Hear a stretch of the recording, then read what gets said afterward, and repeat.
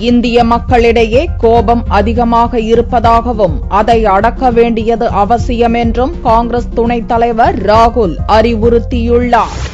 உத்தரப்பிரதேச மாநிலம் சுல்தான்பூர் மாவட்டத்தில் திரிசுண்டி எனும் பகுதியில் மத்திய ரிசர்வ் போலீஸ் படையினருக்கான பயிற்சி மையம் அமைக்கப்பட்டுள்ளது. இந்த மையத்தை காங்கிரஸ் துணைத் தலைவர் ராகுல் திறந்து வைத்தார். உள்துறை அமைச்சர் சுஷில்குமார் ஷிண்டேவும் கலந்து கொண்டார். இவ்விழாவில் ராகுல் பேசும்போது இந்தியாவை முன்னேற்ற பாதையில் கொண்டு செல்ல வேண்டும் என்ற சிந்தனை இளைஞர்கள் மத்தியில் அதிக அளவில் இருப்பதாக கூறினார். அதே நேரத்தில் இந்திய மக்களிடையே நிறைய கோபம் இருப்பதாகவும் கூறிய ராகுல், மக்கள் தங்களது கோபத்தை கட்டுப்படுத்திக் கொண்டு அமைதியாக வாழ வேண்டும் எனவும் வலியுறுத்தினார். பஞ்சாபில் காலிஸ்தான் பயங்கரவாதியாக விளங்கிய கோபக்காரர் ஒருவர் இப்போது காங்கிரஸில் எம்எல்ஏவாகி நாட்டின் முன்னேற்றத்துக்காக பாடுபட்டு வருவதாகவும் ராகுல் உதாரணம் கூறினார்.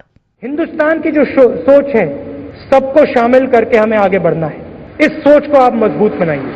गुस्सा कम करना है. हिंदुस्तान में बहुत गुस्सा है. காலிஸ்தான் பயங்கரவாதத்தால் கடுமையாக பாதிக்கப்பட்ட பஞ்சாப் மாநிலத்தில் இயல்பு நிலையை கொண்டு வருவதில் மத்திய ரிசர்வ் போலீஸ் படையினரின் பங்கு அளப்பரியது என்றும் ராகுல் பாராட்டு தெரிவித்தார்.